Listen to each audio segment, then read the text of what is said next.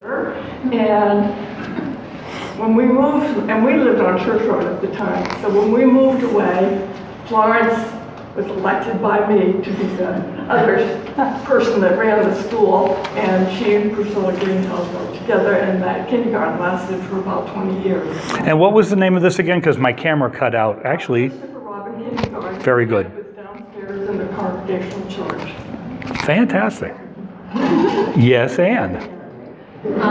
I went to that kindergarten, and when I brought my now husband, and he moved in with me because we decided to live in sin for a couple years before, I told him that there is one rule if he was going to live with me, and that is that he had to vote. I didn't have to tell him how to vote, but he had to vote. And he said, that's fine, I'm voting. So it was voting day, and we went down, and Flo was registering people, and I said, oh, here we go. And I said, this is my boyfriend, Ted Donovan. She said, oh, here's a card, go and vote. He said, you don't need anything more from me? And she said, I had her in kindergarten, and I taught her to be honest.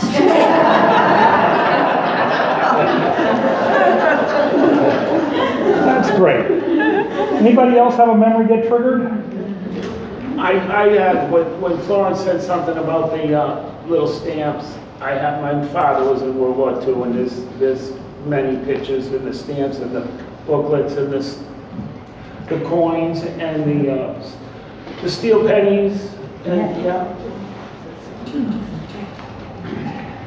Now I listen to those Catholics tell stories. I know that you also had some other things get triggered about what it was like in town. Not just maybe what Florence said, but you can share your own in these little breaks too. Any other school memories for those of you that were in school here? Can you remember all of your teachers? Jack has something. Yeah, go ahead. You want to say something? Actually, I moved here, we moved up here in 1936, and I went to that little red brick building across from the Congregational Church. And that was grades 1 through 6. Wow. One room, one teacher. And then when we went into 7th grade, we took the local B&M bus down into Suncook Village for 7th and 8th grade. Where? So then we went back to Pembroke Academy. Where in the village? Where were those two grades in the village? I can't, it's hard to tell you where they were. I mean, I don't know the streets or anything where they were, but I could show you. Yes, sir. Behind you there. Yep. I was the last 6th grade, graduated from that little run school. Oh, you were? And so was my husband. After that, they closed. I listened to everybody. I didn't come to live here until 1950. But Jan told about going to the little schoolhouse, and it had a white fence around it, white rail fence, and it wasn't very big. But if you got the ball pitched to you and you got it over the fence, that was a home run. Those are the important things to remember. What constituted as a home run. Oh my heavens, even Keith is coming tonight. I see him coming in the door. Florence. We could get on the B&M bus at Pembroke Street and Broadway, like right in front of our house, to go to Concord for 25 cents. If I wanted to go to Manchester, I had to get over by the park sign, and that was 50 cents. Wow. Yeah. Wow. Times have changed. Or if you lived in the village, you could pick it up in the village across the street from Whitney's on one side, and then across the street from Gordon's. Marie, go tell Keith to come back in. Tell him I say so too. Thanks, Chet. Any other memories? I'm going to call on you, Bob. Yep. On the other side of the river, during the war, I remember vaguely that Larry and I were in the same class. About the nuns, because food was scarce, everybody had a V-garden, a victory garden. So they used to, at least once a day, they used to provide us with, remember when saltines came in a four-piece pack? Well, they used to have one of those slather some peanut butter on it, ignite the real oily stuff. And, you know, and then they gave us a little, quarter, I think it was a quarter of a pint or a half a pint of milk. Not that I'll always remember because I tried chocolate milk for the first time, and when I drank it, it was sour. And you never got a taste for chocolate milk. That was during the Second World War. Of course, then we had to have a lot of air raid training, you know, down in the basement and all this stuff. And I remember some of the men, like my dad, with a civil defense helmet, one of these little tin things, and a billy club, half the headlights on the cars, black top with tape to, you know, patrol. Because when the lights were out, when they had a blackout, these people kept the peace in the area. Why, those were the years. And then when the war was over, VE Day, I don't know if anybody here remembers the parade we had. I think we must have had about 5 miles of parade, singing, "Hail, hail, the gang's all here." Oh, The Suncook band leading, that's another thing, the Suncook band. yeah. You know, I belonged to the band in 54, 55. But my dad was a member before that. And that, of course, again, that band dates a long way back. That dates back to the Civil War. Wow. So, It was a continuous from the Civil War? pretty much so. Well, it started, it was a spin-off of the Nevers Band in Concord. Yep. Then they started this band. And according to the page drum, the date was on there just around the Civil War time. Yeah. And, right, and that was one of the other things. I remember concerts at the other town hall. Remember before that burnt down? You used to have a street fair. Yep. The bandstand was over in the corner. Right. Somebody, I don't remember who it was, made the best tasting homemade root beer.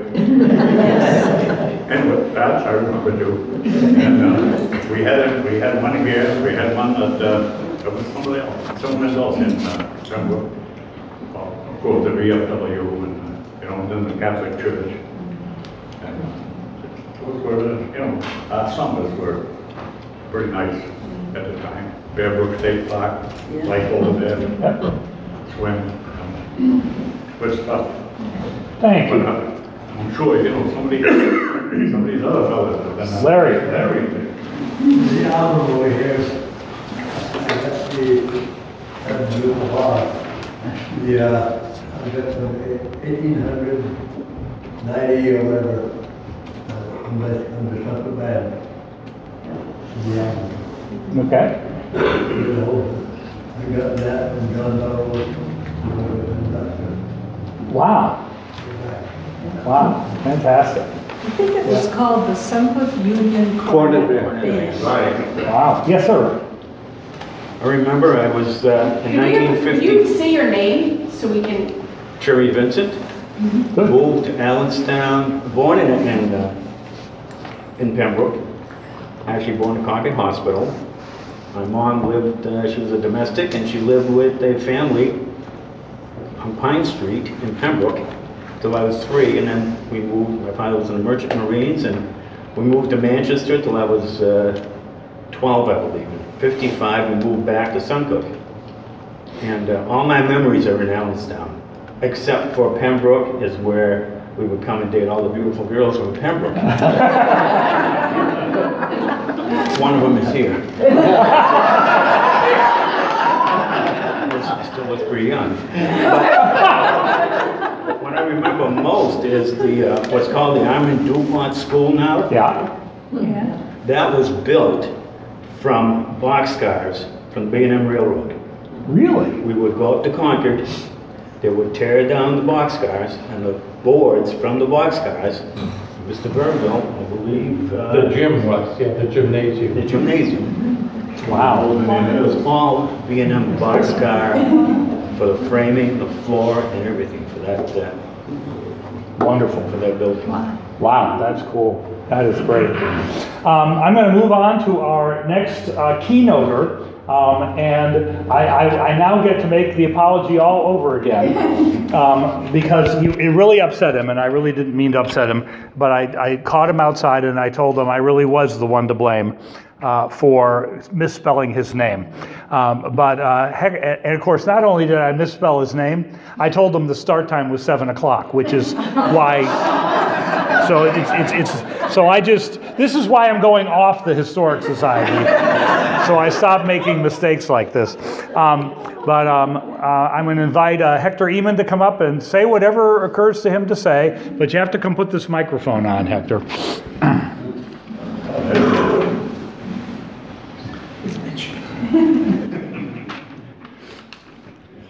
And if you wander around a lot, you need to take that with you too, but I'll just clip this right on you and you'll be all set to go. Oh, good. Then I'll move over here and be facing you. Good evening, everybody. I thought this was going to be just a panel of people talking. I didn't expect this, but anyway, hearing that lady talking about Pembroke, I lived in Allenstown, and growing up in the 40s, well, my house was built by my grandfather, and that's where I was born, in the house. And I lived there till 1985, and then I sold and moved on. But my backyard went all the way to Heads Hill in Hooksett. It was all fields, Dykes, Hoole, I can't remember all the names of all those people, but we used to wander out there as kids, out into the fields, and there was a special spot back there, about 3 fields out. There was 3 big trees, and we used to call it the 3 Musketeers. And then we'd pack a little lunch, and on an afternoon, we'd go out there, and there was a little brook, fresh water. And on the way there, we'd walk on the railroad track, of course. There was a little spring, fresh water, spring, bubbling right out of the sand.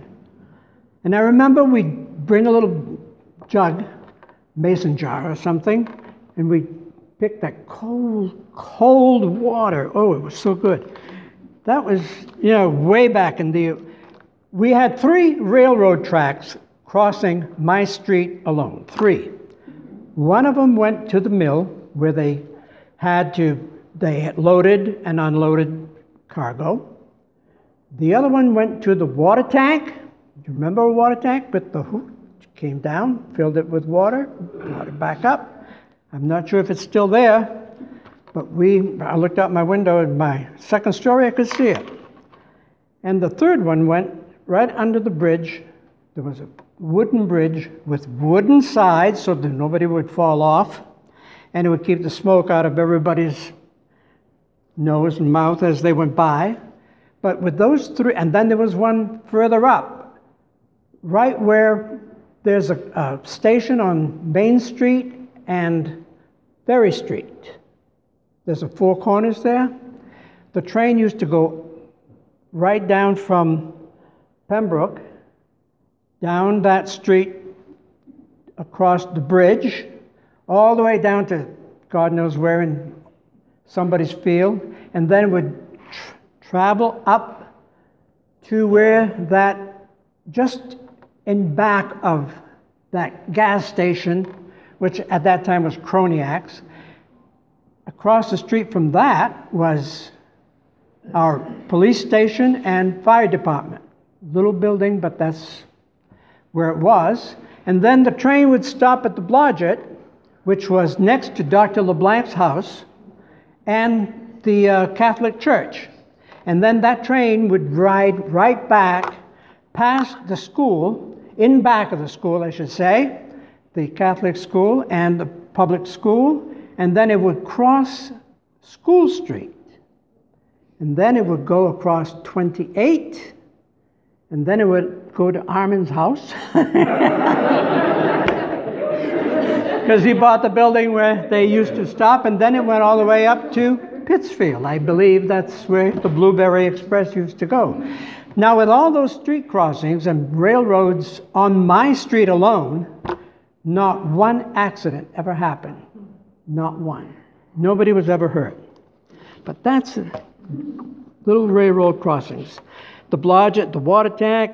Oh, and we had a special thing. If you don't know too much about Allenstown, or you know where the mills are, down by the river, well, the train used to go right across those 3 bridges, and one of them came to go to Hooksett, and then not all the way to Hooksett, but halfway down there, and then back to the Blodgett. But there was a turntable where they wanted to turn the train engine around. They would come down, and there was a little cutoff there, and it would come right down. I walked over that thing a million times, going to the movies, going swimming, going downtown because on Canal Street, and we just, for the hell of it, just pushed that big iron bars. There were 2 of them, one on either end, and we'd push that, turn it around. Oh, that was so much fun. It was unbelievable. One thing that came to mind as somebody was talking here was, I remember ice deliveries for refrigerators. And one of the things that was one of my fondest memories of being a kid was when the man with the hulled corn in his little black truck came riding by, come down the street, we'd all run in the house. I don't care what we were doing. All the kids would run to the house, get their jars, get a glass, a mug, anything, a few pennies, a nickel, a dime. And if it was Friday, well, then my mother would give us a quarter or 50 cents to buy the hulled corn to put in the pea soup, because it was Friday. But we'd go out there and just look at that little old man and say, you know, I got 2 cents. And he'd put some in there, nice and cold, fresh made. It was the best thing in the world. I miss that so much. Even today, I bought cans, but it's nothing. There was an article in the paper a few years ago. I don't know if anybody of you remember that, but there was a picture of that. And they discontinued the business because they couldn't keep up with it. But he used to do it at home in his own barn. And he had his own process, but the son didn't keep it up. And I didn't like that at all. I was very mad.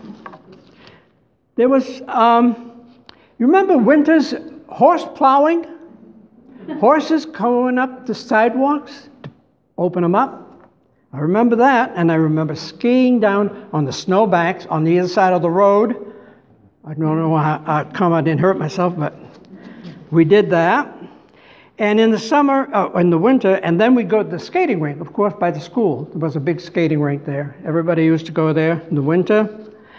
And there was, the convent would open its back doors because they had accommodations downstairs. And it was warm to put the skates on and take them off. And then they built the little warming shed, and they used to sell some candy and sodas in there and coffee. In the summer, I spent my summers swimming, would you believe, in the canal. The water was as brown as the top of this table. But it was nice and cold and refreshing, and we went there every day of the summer.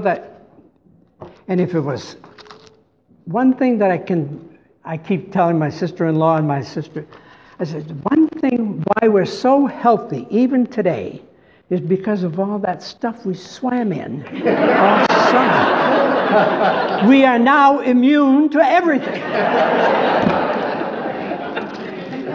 That accounts for long life. Let's see here. Oh, and remember going to the theater, the little movie house downtown, where Heartbreak Hotel is now? Mm-hmm. Yeah. Well, on Mondays, they would charge you 10, 15 cents. I can't remember what it was, but you got a free token.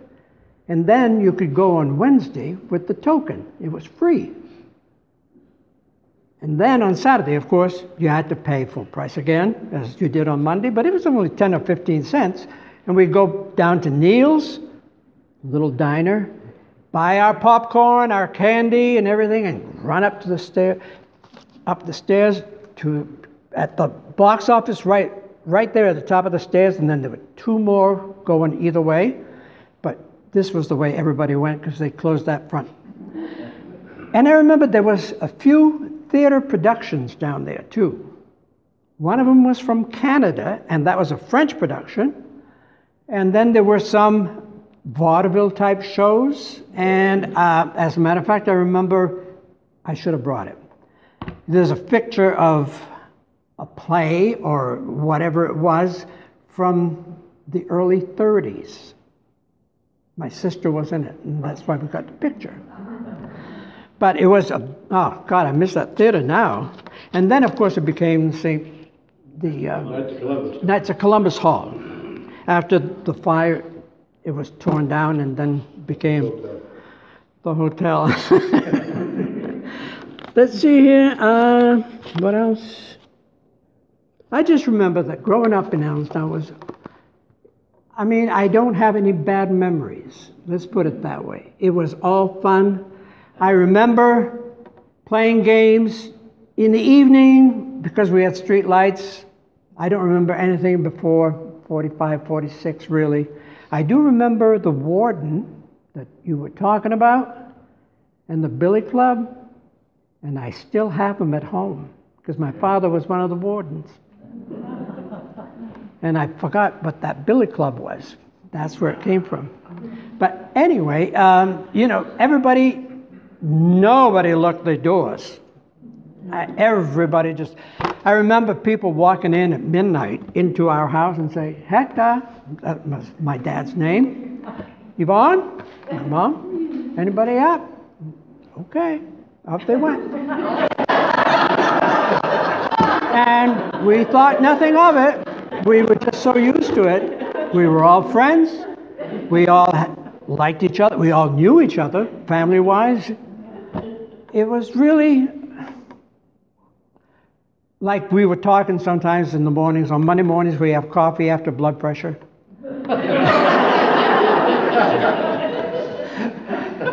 And we talk about the old days mostly. And we all say, we don't remember being poor, hungry, cold. We were always well fed. We were always warm in the house in the winter. I mean, we didn't even know that we had no money. We were poor.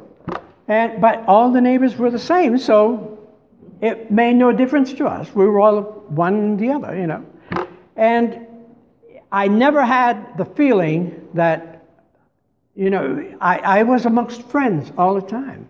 And as a matter of fact, we had a neighbor who came home with a war bride, Evelyn. She came from Denmark, nicest lady in the world. She came to our house just about every day because my mom was very friendly. We never had enemies of sorts, we knew everybody and we could temper some people who were not so friendly.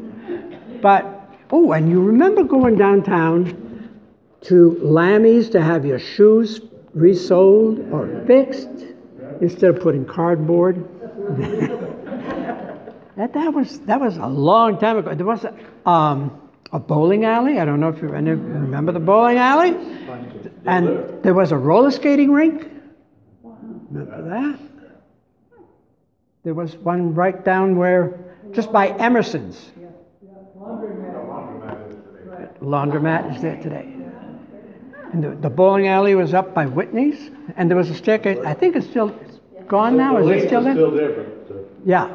But there was a staircase from the street. It just went down. The Masons owned that building. Yeah, and the Masons are still there, and that was just under the barber shop. So, no bad memories at all of being. This was in the 40s. In the 50s, I went to high school, and then I went in the service, and then I came home in the 60s, and I started working, and all of a sudden, it was the 70s. Time just flew. And that's about it for me. I hope you enjoyed it.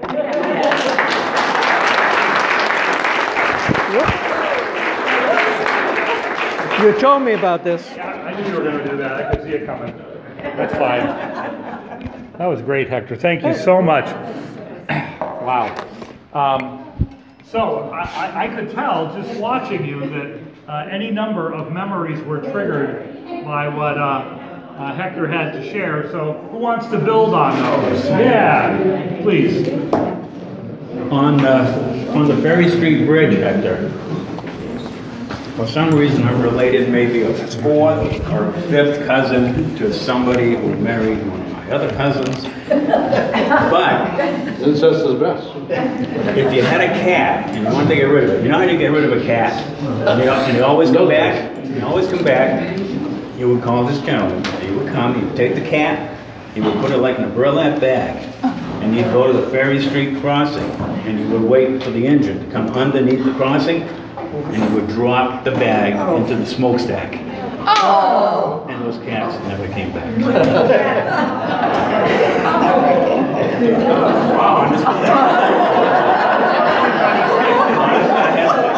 Anybody want to follow that one? Yeah, Chad. On the brighter side, when Hector was talking about the skating rink, I always used to, cause we all, in those days, you could make ice. You know, when people go to fire hoses, and then if you didn't have a lot of money, you would volunteer to scrape the ice after it was done. Then they would give you 10 cents so you could skate the next night, back and forth. But one of the things you used to see after Christmas is who maybe it might have been the rich family because they got brand new skates. Yeah. I mean, most of us, we got the used skates from hand-me-downs from your brothers and whatnot, but at Christmas time, you go the next day and somebody got them, because they're all hockey skates, except for Mr. Eamon. He did a lot of figure skating, which he didn't say. He was a great figure skater in his day. And Melvin. And Melvin, my cousin, played, yeah, so, but we had, but that rink was open from Thanksgiving all the way to probably end of March most of the time, because we had cold winters and we could make ice from the hydrant. We've tried in the past, not that, maybe 30 years ago, we tried to make ice at the high street school. And we brought the fire truck down, we poured water, and it just wouldn't take, and then when you did get ice, it would warm up again. So with global warming, you just can't make outdoor ice. Yeah. The worst thing about skating in the skating rink was the nuns would look out their windows and see who was skating with who, boy and girl. And the next day when you went to school, they were saying who was skating with who. And you know, when you're young, you just didn't. That ended that. Larry. Yeah, I can probably remember that, and Bob, Gerard. The Suncook Valley used to go by the school. When there was the old engine went, okay, and they used to have the screens on the engine, they would spit out embers of coal, and they would go up and set fires by the school in the back. There was another time of school that would go and put a fire up. This is like a grass fire along the tracks and stuff? Wow. We had some time off from school. Talk about volunteer firefighters, huh? One more. Yeah. I don't know if I remember that. My brother had this thing. Yeah, I guess he went to school with one of his brothers, I think it was his brother. Anyway, and the nun, we used to have half a day of French, half a day of English. So anyway, the nun said, he was raised in hell, yeah. And the nun told him, not on that pot, which means to take the door. He got up, took the pins out of the door, and then they stopped him at the rectory.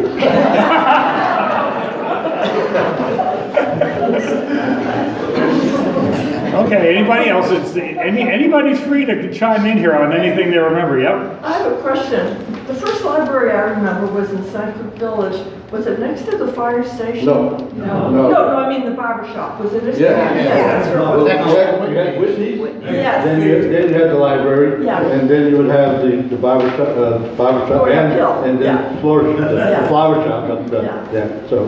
Larry? Wrong. No. You remember? No. Well, way back, it used to be the second of my ticket, that I ran the library. And then, anyway, this library, the town library, was on Glass Street. It was on Glass Street.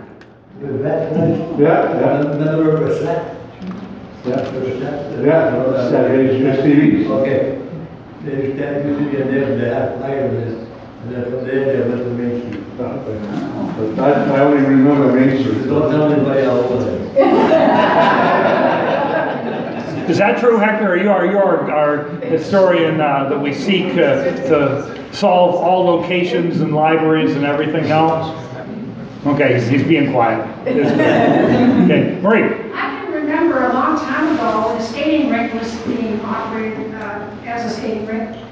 Didn't you put on a production one year where there was a show of some sort? And there was, I can remember there was a sleigh and they were being pulled by reindeer, and the reindeer were actually cheerleaders from Pembroke Academy and the others. And I danced the waltz with Marcel LaSalle. I had this long dress on and I think I was that what you found? Okay, well, I thought you were the head of that. You were, but I'm giving credit to you. The Melvin used to run those shows because I was in a procession one time and we had borrowed the uniforms from the men's of St. Joseph. Oh, yeah. And matter of fact, my cousin, the wise guy, when we were performing Sunday night under the lights, decided he was going to throw a snowball at me. And he hit me. And then the Catholic Church used to also have lawn parties. I remember Yeah, lawn we used to walk parties. into that. They had bingo and they had lights out there so you could stay out really late, like 9 o'clock. Bob? A couple of speakers back there said something about that they used to put on productions at the Suncook Opera House. Well, I remember that they had minstrel shows. Can't do that today, can't blacken your face today. So they had minstrel shows and it was all local people. And you'd be surprised how talented some of these people were. I seen people with broken legs dancing. Larry. Ron, I have advertisement for the municipal show. You do? Hey.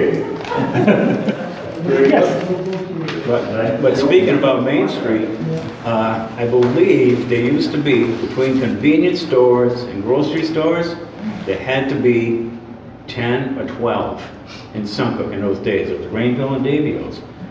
There were Cormier's Market, Dano and Vienne, First National Store. That's just Main Street. That's just Main Street. And then on Glass Street, there was Mativiers, there was Latenders, and Newt's Market. Further down, you had Brassey's. Further down, you had Brassey's. In Allenstown, you had Lamontagne Store. That's cool. Top of Broadway was Hillside Grocery. Hilltop Grocery. On Ferry Street was a little grocery store beyond that little bridge that Hector was talking about. On Front Street was a little place called Rosie's, in the cellar of, on the corner of High and Front Street. Black Front Street. Next to the old police station. Exactly. There was one there. But when you went in there, it smelled so damn musty. I mean, I wouldn't have bought a bread or anything there. And just to go back, that gas station that Hector was talking about in Allenstown, where the train went up behind it, that was Mike's Jenny station. Yeah. That in a day was like Arnie's Diner and Happy Days. That's where all of us hung out. Wow. The But you whole forgot, bunch. there was a store across the street from where you lived.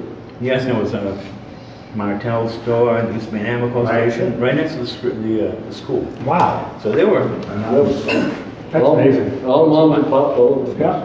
And then you had way up on Route 28, Mommy's. Wow. yeah. Amazing. How'd they ever all stay in business? My God. They did. Yeah, Marie? One more thing I can remember, All right, I'm remembering what I want to say. When we were in high school and there was a snow day, this was an excuse to gather at Levy's Pharmacy and watch the cars get stuck on the hill. Come on, push the cars on the hill. Did you get any tips? People were poor. Larry?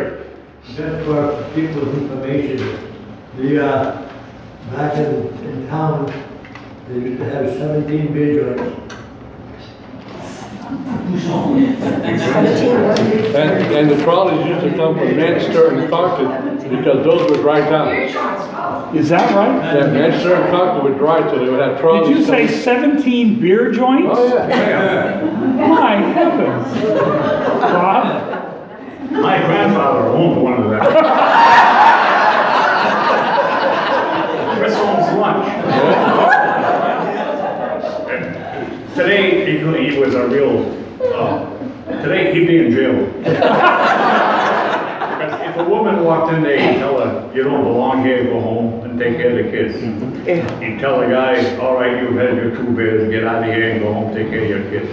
Today, you tell that to somebody that has you in jail the next day. Let me show you. Florence, did you have something a while back, or I thought I saw your hand? Well, Hector brought back a memory with the hulled corn. Ellery Cass lived in Epsom, and Jenny, who was next door to me on Pembroke Street, that was her cousin. So I remember Ellery really well. He always came to spend some time with Jenny when he was over here doing his peddling. And I would see him on Front Street in Pembroke. I mean, I'm sure he went all over, but it was mostly on Front Street where I used to see him. Yeah. He didn't make it up to Union Street. Yes, Marie. It is time. It's time we moved on to somebody who didn't start here as early, but the way that Hector did his talk was great. You know, he got up to about high school and then it was the 1970s. So we'll go to Armin next. And as you all know, anything relating to the railroads in town, Armin knows it. But I think he's going to talk about some other stuff too. So come on up here and we'll plug you in, Armin. Just come back around me here. Let me turn the volume down a bit.